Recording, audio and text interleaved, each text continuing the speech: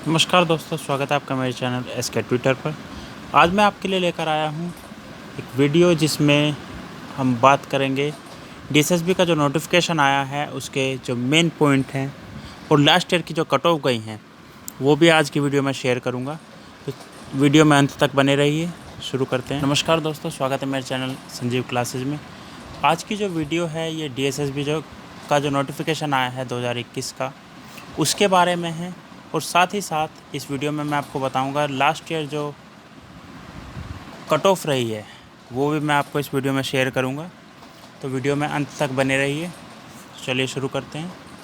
Main जो point हैं जिसमें कुछ लोग कंफ्यूज हो रहे हैं उनके बारे में बातें कर लेते हैं। सबसे पहले है एलिजिबिलिटी, यानी क्या क्या योग्यताएं आपकी होनी चाहिए। जैसे टीजीटी हिंदी के लिए हिंदी जो है एक वैकल्पिक विषय के रूप में ग्रेजुएशन में रहा हो। अब वो वैकल्पिक भी हो सकता है, एसेंशियल भी हो सकता है।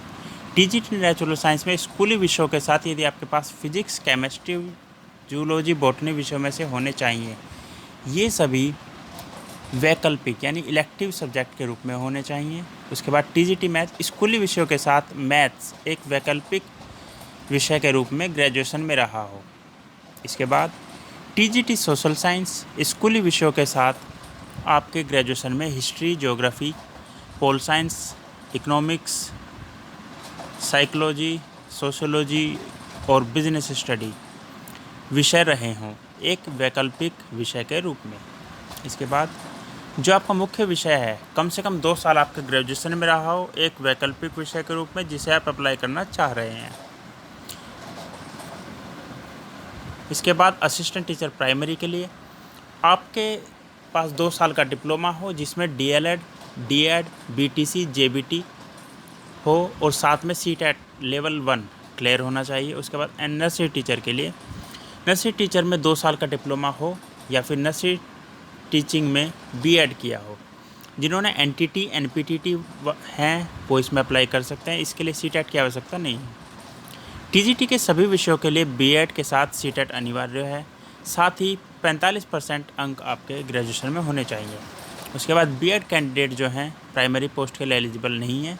और जिन कैंडिडेट ने 2 साल का डिप्लोमा किया है जिसमें डीएलएड, बीटीसी, डीएड, जेबीटी ये सभी शामिल हैं, साथ में ग्रेजुएशन भी किया हो और सीटेट लेवल 2 भी क्वालिफाई कर रखा है, तो ऐसे कैंडिडेट टीजीटी पोस्ट के लिए अप्लाई कर सकते हैं।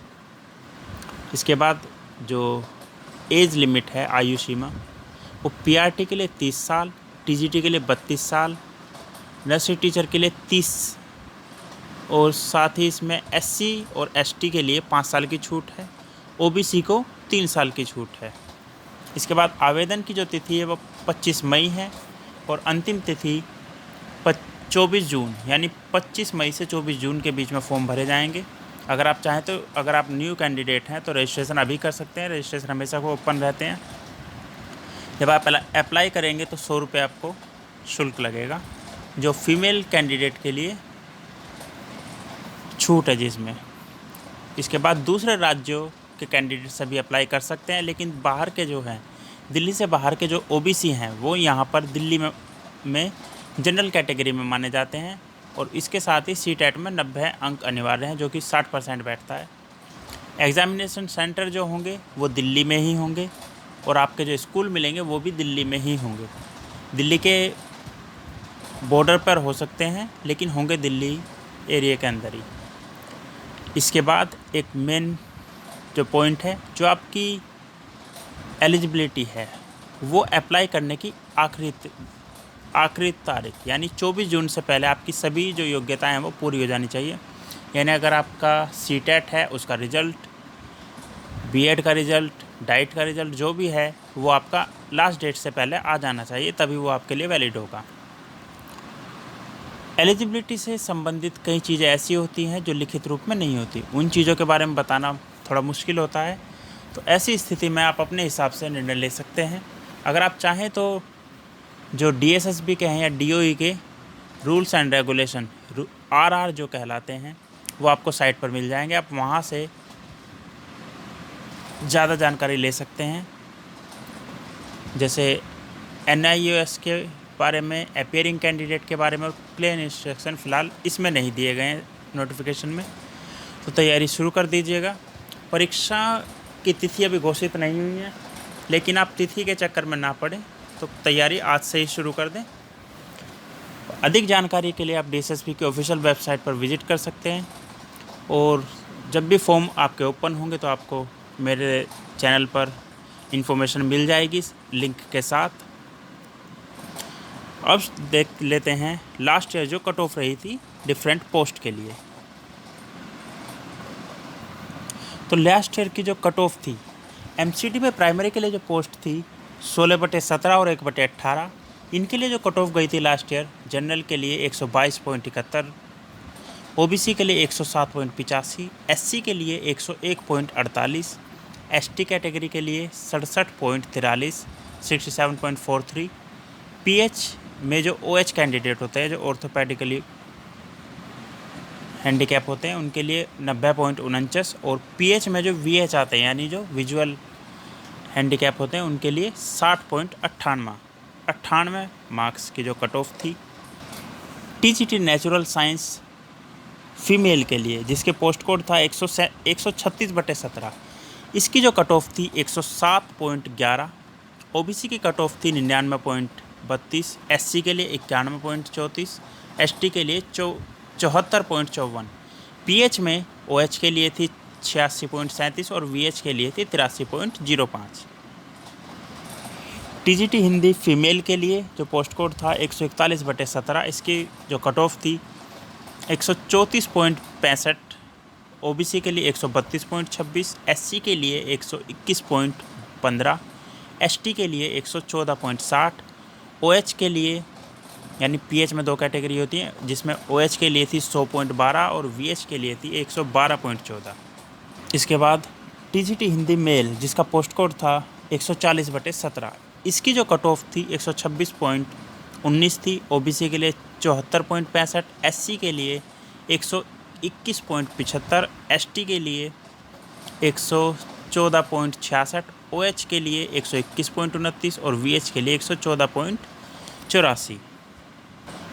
इसके बाद TGT नेचुरल साइंस, जिसका पोस्ट कोड था 135/17, इसकी कट ऑफ थी 92.32, OBC के लिए 77.18, SC के लिए 91.66, ST के लिए 74.24 और PH में जो कट ऑफ थी वो 78.27 थी OH के लिए। VH में इसमें कोई कैंडिडेट अवेलेबल नहीं था, तो उसकी कट ऑफ नहीं है।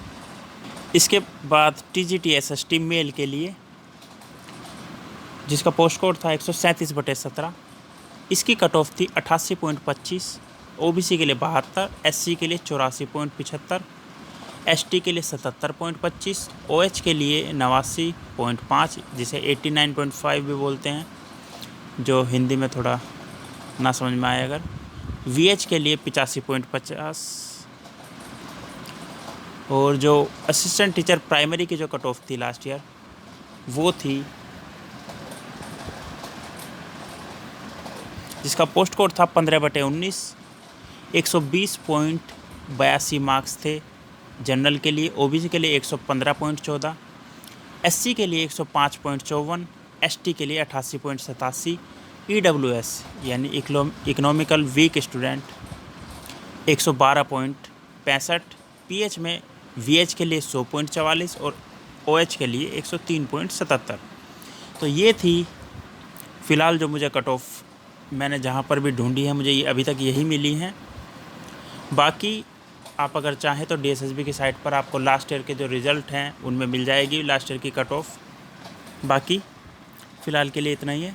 आप कट ऑफ सिर्फ अपनी इन्फॉर्मेशन के लिए रख सकते हैं, लेकिन ये ना सोचें कि अगर पिछले साल 120 है तो आप 120 के हिसाब से ही तैयारी करें। अगर आप पिछले साल 120 है तो आप 130 या 140 के हिसाब से अपनी तैयारी रखें, ताकि आप कट ऑफ के चक्कर में ना पड़ें। धन्यवाद। मिलेंगे अगली वीडियो में कुछ और इन्फॉर्मेशन या फिर किसी सैम्पल पेपर के साथ। नमस्कार, धन्यवाद।